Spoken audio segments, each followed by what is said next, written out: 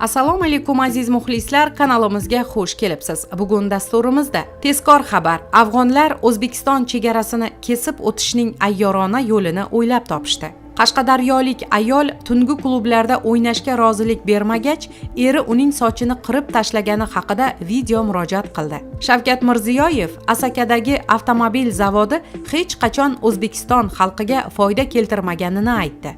Tolibon Afg'onistonni qayta tiklashda yordam so'radi. Endi esa batafsil.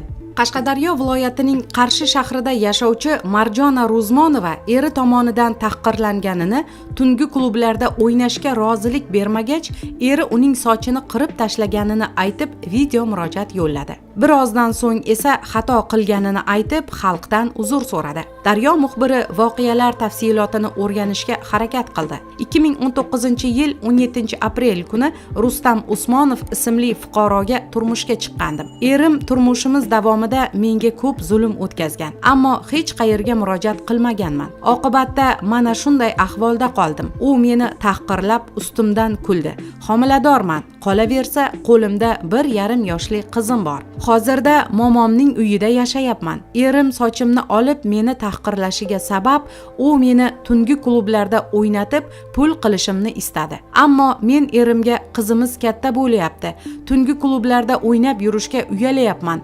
Sog'lig'im ham javob bermayapti. Homiladorligim sabab toksikoz ham bo'layapman deb tushuntirdim. Lekin u tungi klublarga bormasang, bunaqa ishni qilmasang, senga go'zallik nima kerak, soch nima kerak deb sochimni olib tashladi. Hatto pichoq tiradi, deydi video chiqishining sababi haqida gapirgan Marjona Rozmonova. Tahqirlanganini aytgan ayol biroz o'tib xato qilganini, yoshlik qilib turmush o'rtog'iga tuhmat qilganini aytib, dastlabki chiqishini rad etgan. Men yoshlik qilib kimlarningdir gapiga kirib shunday video murojaat qildim, ammo xato qilganimni angladim, deydi dastlabki chiqishini rad etgan ayol. Aniqlanishicha, ayolning dastlabki video murojaatidan so'ng uning turmush o'rtog'i Qarshi shahar ichki ishlar boshqarmasiga chaqirilgan. Tahqirlanganini aytgan ayol Daryo muxbirining balki turmush o'rtog'ingiz javobgarlikdan qutulib qolishi uchun bor haqiqatdan tonayotgandirsiz. Aslida tahqirlanganingiz rostdir deya bergan savoliga,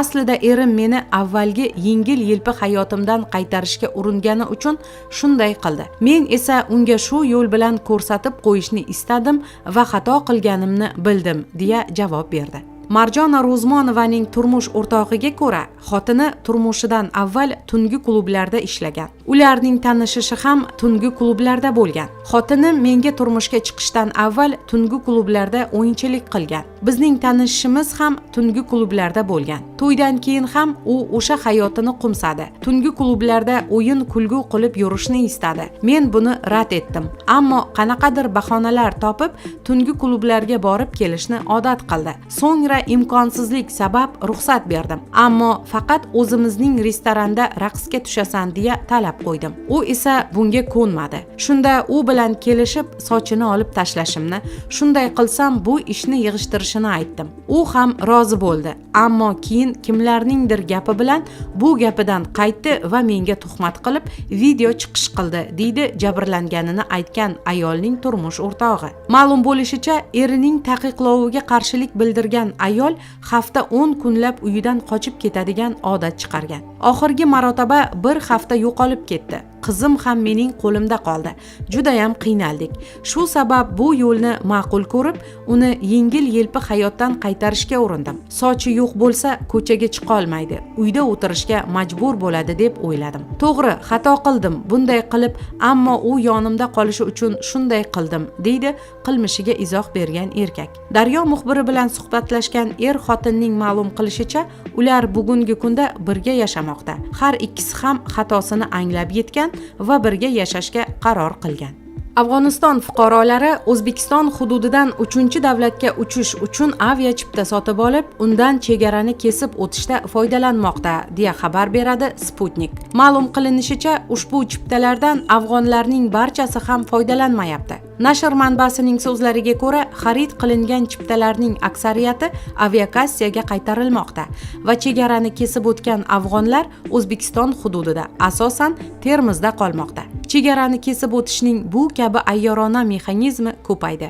Prognozlarga ko'ra, yangi qochoqlar oqimi ortadi, chunki Tolibonning va'dasiga qaramay, ularning siyosati va ideologiyasi barchaga ham ma'qul emas, deyiladi xabarda. Avvalroq O'zbekiston Afg'oniston chegarasidagi nazorat o'tkazish punktlari qayta ishga tushgach, mazkur yo'nalish bo'yicha qatnayotgan avtomobillar soni ortgani, afg'onlar O'zbekiston hududiga baklashkalardan yasalgan sollar yordamida suzib o'tayotgani to'g'risida xabar berilgandi. Eslatib o'tamiz, 15-avgust kuni Tolibon Afg'onistonning butun hududini o'z nazorati ostiga olganini e'lon qilganidan keyin ko'plab afg'onistonliklar mamlakatni tark eta boshladi. Prezident Shavkat Mirziyoyev 20-avgust tadbirkorlar bilan ochiq muloqot chog'ida Asakadagi General Motors avtomobil zavodi faoliyati haqida gapirdi. O'z navbatida davlat rahbari avtomobil zavodi avval 35% zarar bilan ishlaganini, xarajatlarning 35-40% davlat hisobidan amalga oshirilganini ta'kidladi.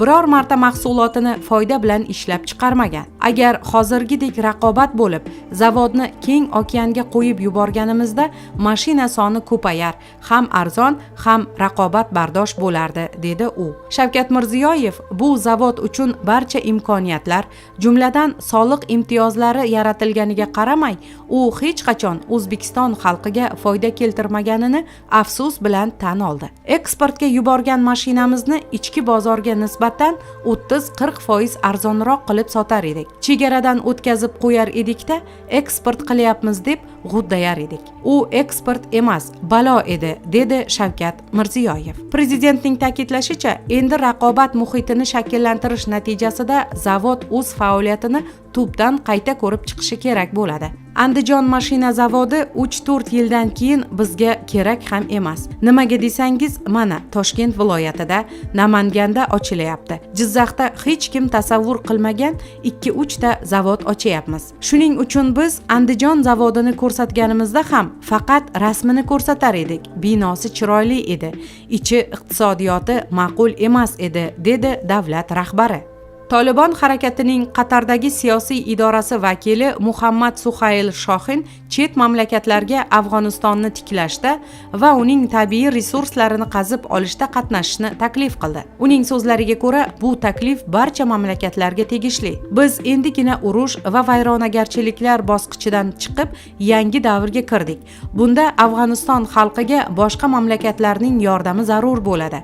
Ular bizga sog'liqni saqlash, infratuzilma, ta'lim va boshqa sektorlarda yordam berishi kerak. Ular kelib bizning tabiiy resurslarimizni qazib olishi mumkin, dedi Muhammad Suhayl Shohin. Uning ta'kidlashicha, harakatning taklifi barcha mamlakatlarga qaratilgan bo'lib, Tolibon Afg'oniston tarixidagi shunday qiyin bir paytda har qanday davlatning yordamini qadrlaydi. Avvalroq Tolibon BMTdan mamlakatda qolishni va insonparvarlik faoliyatini davom ettirishni so'ragan edi. BMTning Afg'onistondagi gumanitar masalalar bo'yicha koordinatori Ramiz Alakbarovning ta'kidlashicha, tashkilot Tolibon bilan aniq kelishuvlarga ega emas. Bu orada Tolibon ba'zi afg'onistonlik amaldorlarni hibsga oldi. Mamlakat sobiq hukumatining ba'zi vakillari oila a'zolari xabar qilishicha, qarindoshlari g'oyib bo'lgan yoki Tolibon tomonidan qo'lga olingan.